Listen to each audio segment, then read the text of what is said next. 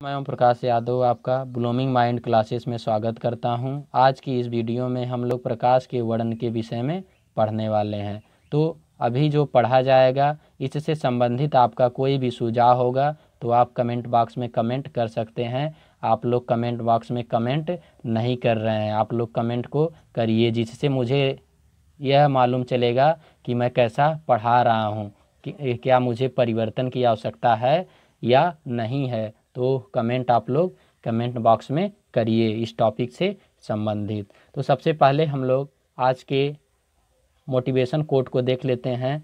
तो इसमें है आपका एपीजे अब्दुल कलाम, जो हमारे देश के महान वैज्ञानिक थे। उन्होंने कहा था कि इंतज़ार करने वालों को सिर्फ उतना मिलता है जितना कोशिश करने वाले छोड़ देते हैं। अतः इसका मतलब ये है, यदि आप किसी कार्य को अंजाम देना चाहते हैं या करना चाहते हैं, पढ़ाई से संबंधित या आपकी ज़िंदगी से संबंधित कोई भी कार्य है जो महत्वपूर्ण है, आप उसे करना चाहते हैं, तो उसके लिए दिन का निर्धारण ना करें कि यह दिन अच्छा है, सभी दिन अच्छे हैं, ठीक है, उसको आप और अच्छा बनाइए। तो आप पर निर्भर करता है कि आप किस दिन को अच्छा बनाते हैं। तो इसलिए ऊर्जावान रहिए, पॉजिटिव रहिए, क्योंकि निगेटिविटी हमारे चारों तरफ घूम रही है। तो आप पॉजिटिव रहने की कोशिश करें। तो सबसे पहले हम लोग पढ़ते हैं प्रकाश के विषय में।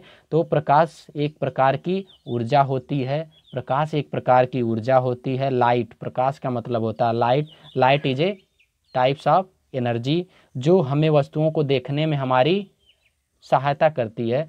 तब जब कोई प्रकाश किसी वस्तु पर पड़ता है और पड़ने के पश्चात हमारी आँखों में पड़ता है, तभी हमें वस्तु दिखाई देगी। अब आप कहेंगे कि आप अपनी आँख को मूंदे हैं और किसी वस्तु पे प्रकाश छोड़ा जा रहा है और लाइट तो आ रही है आपकी आँख पे, लेकिन आपकी पलकें गिरी हुई हैं, तो उनसे टकरा के आपका जो प्रकाश है फिर रिफ्लेक्ट हो जाएगा। एक बार तो प्रकाश टकराया वस्तु पे और दूसरी बार आपकी आँख पे आया, पलकों से टकराया, चला गया। तो इसका मतलब यही है, जब तक आपकी आंखें खुली रहेंगी तभी तक कोई वस्तु आपको दिखाई देगी। और इसके बाद में बात करते हैं प्रकाश के स्रोत। यहाँ पे प्रकाश के स्रोत क्या होता है, या प्रकाश के आधार पर वस्तुएं दो प्रकार की होती है। सोर्स ऑफ लाइट लिख लेंगे आप। और इसमें क्या होता है, source of light two types का होता है, एक नेचुरल होता है और एक आर्टिफिशियल या मानव मेड होता है। तो नेचुरल में वे सभी प्रकृति में प्रदत्त या विद्यमान वस्तुएं जिनसे हमें प्रकाश मिलता है उन्हें प्राकृतिक स्रोत कहा जाता है। जैसे आ जाता है आपका सूर्य, तारे, चंद्रमा। सूर्य, तारे, चंद्रमा ये सब आपके आते हैं प्राकृतिक स्रोत में। और इसके बाद में कृत्रिम स्रोत में आपका आ जाता है, जैसे विद्युत बल्ब कह लेंगे, मोमबत्ती कह लेंगे इत्यादि। ये सब जो है ये आपका आता है कृत्रिम स्रोत में या मानव निर्मित वस्तु में आता है। इसके बाद में जस्ट आगे बढ़ते हैं। वस्तु के प्रकाशित होने के आधार पर वस्तुएं दो प्रकार की होती हैं। एक होता है दीप्त। दीप्त का मतलब होता है जिसमें स्वयं का प्रकाश हो, अर्थात जो स्वयं के प्रकाश से प्रकाशित हो। इसको इंग्लिश में कहा जाता है लुमिनस। जो स्वयं के प्रकाश से प्रकाशित होता है उसे दीप्त वस्तु कहा जाता है। और इसके बाद में जो दीप्त वस्तुओं के प्रकाश से प्रकाशित होता है उसे नॉन लुमिनस का मतलब कहा जाता है आपका आदीप्त वस्तु कहा जाता है। तो दीप्त वस्तु में आपका आ जाता है सूर्य, तारे, बल्ब इत्यादि। और इसके बाद में आदीप्त वस्तु में आता है चंद्रमा, कुर्सी, मेज इत्यादि। देखिए अभी हम लोग प्राकृतिक स्रोत में पढ़े थे तो चंद्रमा आया था, लेकिन चंद्रमा के पास खुद का प्रकाश नहीं होता, या जितने ग्रह होते हैं उनके पास भी खुद का प्रकाश नहीं होता है, वे सूर्य के प्रकाश से प्रकाशित होते हैं। तो इस तरीके से आपको समझ में आया होगा। अब देखिए नेक्स्ट हम लोग बात करते हैं प्रकाश के गुण के विषय में। प्रकाश एक सीधी रेखा में गमन करता है। आप लोग वीडियो को पूरा देखिएगा, स्किप करके मत जाइए। आपको वीडियो जब अंत तक देखेंगे तो आपको सभी जानकारियाँ मिलेंगी अच्छे से, जितना आपका थंबनेल में शुरू में लिखा गया था सभी जानकारी आपको इसमें दी जा रही है। आप लोग केयर कर लीजिएगा। तो प्रकाश एक सीधी रेखा में गमन करता है और इसके बाद में सूर्य से पृथ्वी पर प्रकाश विद्युत चुंबकीय तरंगों के विकिरण के रूप में आता है। सूर्य से पृथ्वी पर प्रकाश आपसे पूछा जाएगा तो किस रूप में आता है, विद्युत चुंबकीय तरंगों के विकिरण के रूप में आता है। और प्रकाश क्या है, प्रकाश एक अनुप्रस्थ तरंग है। फिर इसके बाद में प्रकाश निर्वात में गमन करता है और फिर है निर्वात में प्रकाश की चाल सर्वाधिक होती है, जो आपका होता है 3 × 10⁸ 3 × 10⁸ मीटर प्रति सेकेंड हो जाएगा। 3 × 10⁸ मीटर प्रति सेकेंड। और इसके बाद में बात करते हैं कि प्रकाश को गमन के लिए, प्रकाश को गमन के लिए माध्यम की आवश्यकता नहीं होती है। और फिर दृश्य प्रकाश की जो तरंगदैर्घ्य है 4000 एंगस्ट्रांग से लेके 8000 एंगस्ट्रांग होती है। 1 एंगस्ट्रांग बराबर में होता है आपका 10⁻⁻10 मीटर। 1 एंगस्ट्रांग बराबर में होता है 10⁻⁻10 मीटर। प्रकाश के आधार पर आधारित घटनाएं जिनके विषय में हम लोग चर्चा करेंगे, प्रकाश का परावर्तन, प्रकाश का अपवर्तन, प्रकाश का पूर्ण आंतरिक परावर्तन। तो इन सभी बातों के विषय में हम लोग चर्चा करेंगे नेक्स्ट वीडियो में। इसके बाद में दोस्तों देख लेते हैं, जैसे देखिए पढ़ते पढ़ते क्या है थोड़ा सा उबन होने लगता है, तो आज का जो मतलब एक तरीके से मनोरंजन टॉपिक जो है उसको देखते हैं जो प्रचलन में चल रहा है, आपको काफ़ी अच्छा लगेगा। तो यहाँ पढ़िए, एक लड़का फ्री फायर खेल रहा था, अंदर वो लड़ रहा था। फ्री फायर जब खेलते हैं तो अंदर लड़ते हैं, तब तक बाहर से उसके पिताजी ने उसके ऊपर इतना फायर किया कि वो कंफ्यूज हो गया, ये तो मैं अंदर फायर कर रहा हूँ, मुझे आज कैसे बाहर फायर महसूस हो रहा है। तो फिर क्या होता है कि तब से उसको इतनी मार पड़ती है, यहाँ देखिए पट्टी भी लगी है, रोता गाता भी है, फिर मुक्का पड़ता है। तो जब उसको भारी मात्रा में मुक्का पड़ जाता है तब से वो फ्री फायर को एकदम फ्रीली स्वतंत्रता पूर्वक क्या कर देता है, छोड़ देता है। लेकिन कुछ लोग ऐसे हैं ना जिनको कितना पीटा जाएगा ना, फ्री फायर वो छोड़ने वाले नहीं है। देखिए आपको खेलना है फ्री फायर तो थोड़ा सा खेलो यार, थोड़ा सा खेल लो। इसके बाद में क्या है, पढ़ाई, आप अभी 8 में है, 10 में है, 12 में है, आपका काम है, या हम लोग कंपटीशन में हैं, तो सभी लोगों का क्या काम है, तैयारी करना। ठीक है, हमारा मेन उद्देश्य है तैयारी करना। उसके साथ साथ कोई यदि अच्छा गेम खेलते हैं तो उस गेम को खेलना है, और कोई भी आलतू फालतू काम नहीं करते, क्योंकि ज़िंदगी पल पल कर बीत जाती है, पल पल कर ज़िंदगी बीत रही है। तो इस तरीके से आपको पढ़ाई करना है। तो अब देखिए आगे बात करते हैं प्रकाशिक माध्यम। प्रकाशिक माध्यम को कहा जाता है ऑप्टिकल मीडियम।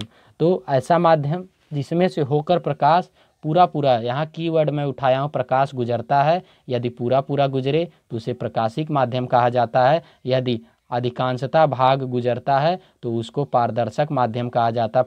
पारदर्शक का मतलब होता है ट्रांसपेरेंट मीडियम कहा जाता है। लिख लीजिएगा, जो इंग्लिश मीडियम में है ट्रांसपेरेंट मीडियम। और जिसका एग्जाम्पल है स्वच्छ जल व कांच। देखिए जितना पढ़ाया जा रहा है उतने का अभी 5 क्वेश्चन में बनाया हूँ, तो इससे ही संबंधित है। आपको मतलब यहाँ पे अच्छे से ध्यान से पढ़ते हुए चलना है। और इसके बाद में होता है अर्ध पारदर्शक या पराभाषक, इसको कहा जाता है ट्रांसलूसेंट मीडियम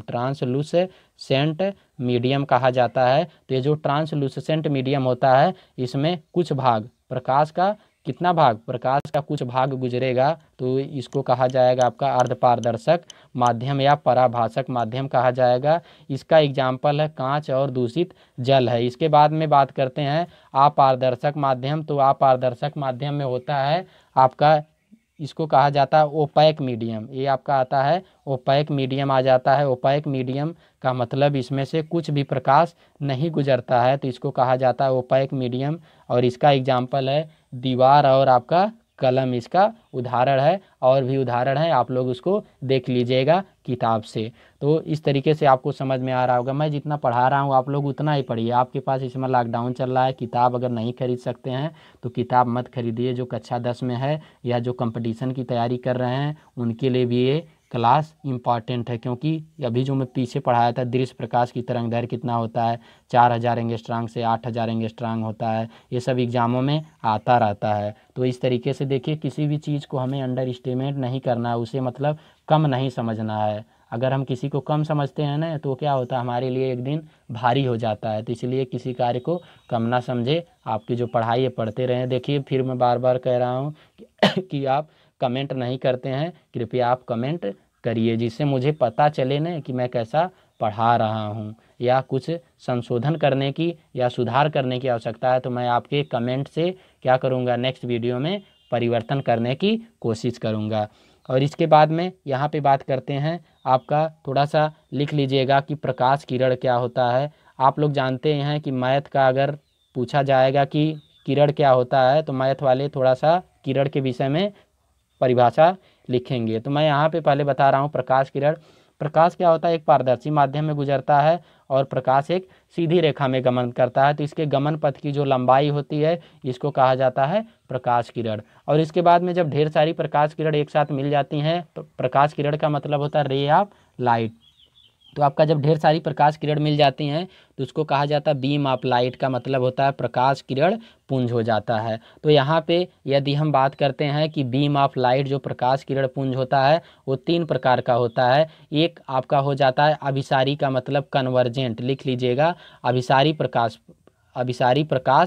पुंज, अभिसारी convergent beam of light, English वाले लिख लेंगे अभिसारी प्रकाश पुंज, कन्वर्जेंट बीम ऑफ लाइट। तो इसमें क्या होता है, जब किसी बिंदुवत से चलने वाली ढेर सारी प्रकाश की किरणें किसी दूसरे बिंदु पर जाकर वास्तव में मिलती हैं तो उसे कहा जाता है अभिसारी प्रकाश पुंज। और इसके बाद में एक होता है अपसारी प्रकाश पुंज।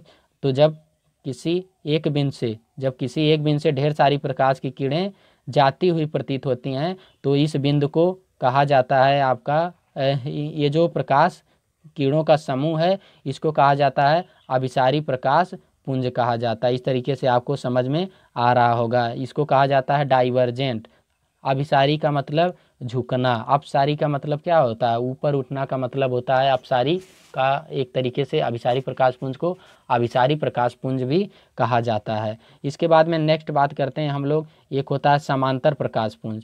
तो आपका समांतर प्रकाश पुंज में क्या होता है, जब ढेर सारी प्रकाश की किरणें एक दूसरे के समांतर किसी माध्यम में गमन करती हैं तो उसको समांतर प्रकाश पुंज कहते हैं। फिर थोड़ा सा नोट कर लीजिएगा, पैरेलल बीम ऑफ लाइट कहेंगे। फिर थोड़ा एक बात और नोट कर लीजिएगा, जैसे देखिए प्रकाश गमन कर रहा है लेकिन यहाँ पे कोई अपारदर्शी वस्तु आ जाती है। आप अभी लाइट जलाइए और किताब को बीच में लाइए तो देखिए लाइट उधर जाएगा, थोड़ा सा अगर गया तो, या नहीं तो कहीं भी प्रकाश है, आप अपना हाथ, जैसे आप जहाँ भी इसमें बैठे हैं ये यदि आप अपना हाथ रखते हैं तो आप देखेंगे कि दीवार पे आपके हाथ का परछाई प्राप्त हो रहा है, अर्थात आपका जो हाथ है एक तरीके से अपारदर्शी माध्यम का कार्य कर रहा है। तो यहाँ पे जब प्रकाश के माध्यम में कोई अपारदर्शी वस्तु आ जाती है तो प्रकाश उसके किनारों से मुड़ जाता है और अपने मार्ग से विचलित हो जाता है। इस घटना को कहा जाता है प्रकाश का विवर्तन। प्रकाश का विवर्तन, इस घटना को कहते हैं प्रकाश का विवर्तन। इसी पे आधारित है आपका चंद्र ग्रहण और सूर्य ग्रहण की जो घटना है इसी पे आधारित होती है आपका प्रकाश के विवर्तन। का मतलब यही है कि जैसे देखिए कोई वस्तु अगर अपारदर्शी वस्तु आ गई या नहीं तो, या मैं इसमें जो कहा हूँ कि प्रकाश के विवर्तन पे आधारित का मतलब है इसके जैसा ही कार्य करता है, ठीक है। तो यहाँ पे जो सूर्य ग्रहण और चंद्र ग्रहण होता है आप उसको कमेंट कर दीजिएगा कि सूर्य ग्रहण कब लगता है, अमावस्या या पूर्णिमा कब लगता है, और चंद्र ग्रहण कब लगता है और कौन बीच में आता है। चंद्र ग्रहण में कौन आता है, चंद्रमा आता है कि पृथ्वी आता है। सूर्य ग्रहण में इन दोनों में से कौन आता है, इसको भी कमेंट कर दीजिएगा। इसके बाद में अब जितने प्रश्न है उसको देख लेते हैं। तो यहाँ पे देखिए प्रकाश की तरंगदैर्घ्य परास है, आप लोग सही से देखिएगा और इसको बताना भी है। तो प्रकाश की तरंगदैर्घ्य की परास आपका यहाँ पे ढेर सारा ऑप्शन ABC 3500 से 7000, 3200, 7600, 4000 से 8000 और 4000 से 7500 दिया है। तो इसमें आपका सही होता है 4000 एंगस्ट्रांग से 8000 एंगस्ट्रांग। देखिए कहीं कहीं किताब में दिया होगा आपको 3900 एंगस्ट्रांग से, जो पुरानी वाली पहले किताबें थी अब तो NCERT में ये दे रहा है 39,000 एंगस्ट्रांग से, 3900 एंगस्ट्रांग से 7800 एंगस्ट्रांग, ठीक है, पुरानी वाली किताबों में। लेकिन अब NCERT में संशोधन किया या किसी पुराने एग्जाम में आ रहा है, देखिए अगर ये देगा तो ये नहीं देगा और ये देगा तो ये नहीं देगा, दोनों में से। और इसके बाद में बात करते हैं अपारदर्शी माध्यम है। तो अभी हम लोग पीछे पढ़े हैं अपारदर्शी माध्यम क्या होता है और उसका एग्जाम्पल भी पढ़े हैं, तो उसके आधार पर आपका अपारदर्शी माध्यम हो जाएगा लोहा।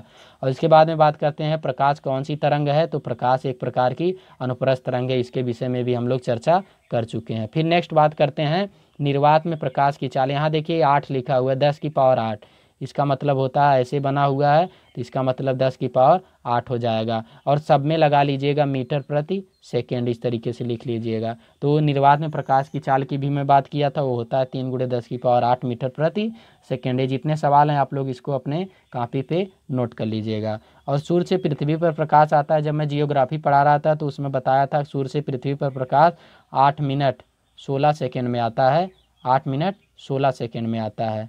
तो ये इसको कन्वर्ट करेंगे 496 सेकेंड हो जाएगा। और मैं आपसे ये बात करना चाहता हूँ कि देखिए इंसान ही तो हैं, बोलने में गलतियाँ हो जाती हैं। कभी कभी दिमाग में कुछ रहता है, मुंह से कुछ निकल जाता है। तो अगर कोई भी पढ़ाने में कोई भी गलती हो जा रही है तो आप उसको कमेंट बॉक्स में कमेंट कर दीजिएगा। जैसे मैं भारत का भूगोल पढ़ाया हूँ, उसमें पहली बार जनगणना 1872 में होती है। मेरे दिमाग में तो यही था, रियली बता रहे हैं, इसीलिए मैं कमेंट भी किया हूँ। आप लोग उस वीडियो का कमेंट देखिएगा। और इसके बाद ये 1872 में हुई थी, लॉर्ड मेयो सही बताया गया था, लेकिन मेरे मुंह से निकल गया था 1871 निकल गया था। और समुद्र तट से सटे हुए जो राज्य हैं वो टोटल 9 हैं, लेकिन उसमें मैं 8 लिखा था, मैप में 9 बताया था। इस तरीके से छोटी छोटी गलतियां हो जाती हैं। यदि कहीं भी गलती है तो आप कमेंट कर दीजिएगा, जिसे हम सुधार कर लें। इंसान ही तो हैं, गलती हो जाती है, उसको एक्सेप्ट भी कर रहे हैं और इसके बाद में उसको सुधार भी करेंगे। तो आप लोग अपना सहयोग बनाए रखें। तो इस तरीके से दोस्तों इस वीडियो को लाइक, शेयर और सब्सक्राइब करना ना भूलें। जो कक्षा 10 में हैं उनको ज़्यादातर बताएं कि यहाँ पे चल रहा है।